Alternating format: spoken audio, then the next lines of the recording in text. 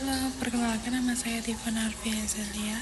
Saya merupakan mahasiswa Universitas Terbuka semester 5 Prodi Sistem Informasi UPB Jiji Sembarang dengan nomor induk mahasiswa 0501740013. Jadi di sini saya akan mengerjakan tugas pertama dari mata kuliah Pancasila yang bertema pelajaran dari sejarah Pancasila bagi generasi muda, yang dimana saya berfokus pada proses lahirnya Pancasila dari BPUPKI, Piagam Jakarta, dan juga PPKI.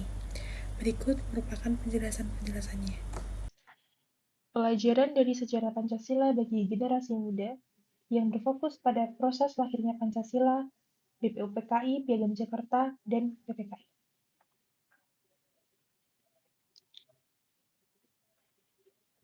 Proses lahirnya Pancasila dimulai dari masa BPUPKI, yaitu Badan Penyelidik Usaha-Usaha Persiapan Kemerdekaan Indonesia. Pembentukan BPUPKI dibentuk oleh Pemerintah Pendudukan Jepang pada 29 April 1945 yang bertujuan untuk mempersiapkan kemerdekaan Indonesia. Sidang pertama pada 29 Mei sampai 1 Juni 1945. Dalam sidang ini, para anggota membahas dasar negara Indonesia merdeka. Beberapa tokoh mengemukakan pandangannya, yaitu Mr. Muhammad Yamin pada tanggal 29 Mei 1945 mengusulkan dasar negara yang berisi peri kebangsaan, peri kemanusiaan, peri ketuhanan, peri kerakyatan, dan kesejahteraan rakyat. Profesor Dr. Supomo pada tanggal 31 Mei 1945 mengusulkan dasar negara berdasarkan paham integralistik, yaitu negara sebagai satu kesatuan yang tidak memisahkan individu dan masyarakat.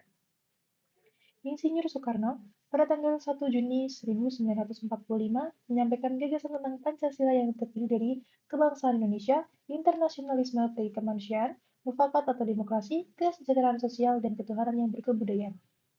Gagasan Soekarno diterima dengan baik dan menjadi cikal bakal dasar negara Indonesia, maka pada hari 1 Juni 1945 kemudian diperingati sebagai hari lahirnya Pancasila. Piagam Jakarta pada 22 Juni 1945.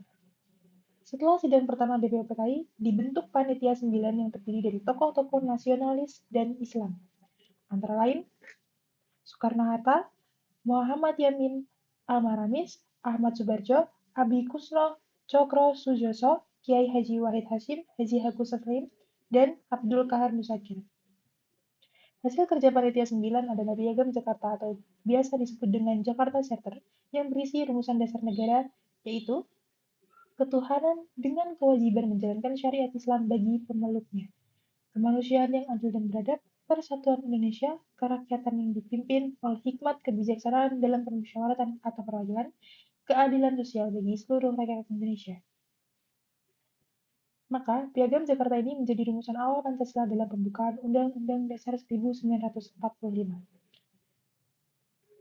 PPKI, yaitu Panitia Persiapan Kemerdekaan Indonesia. PPKI dibentuk pada 7 Agustus 1945 sebagai pengganti BPUPKI dengan tugas menyiapkan melaksanakan kemerdekaan.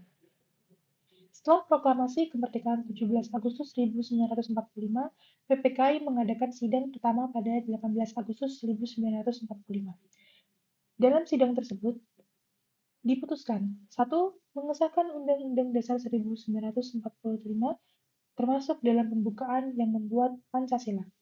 2. Memilih Presiden dan Wakil Presiden yaitu Soekarno dan Muhammad Hatta. 3. Membentuk Komite Nasional Indonesia Pusat atau KNIP.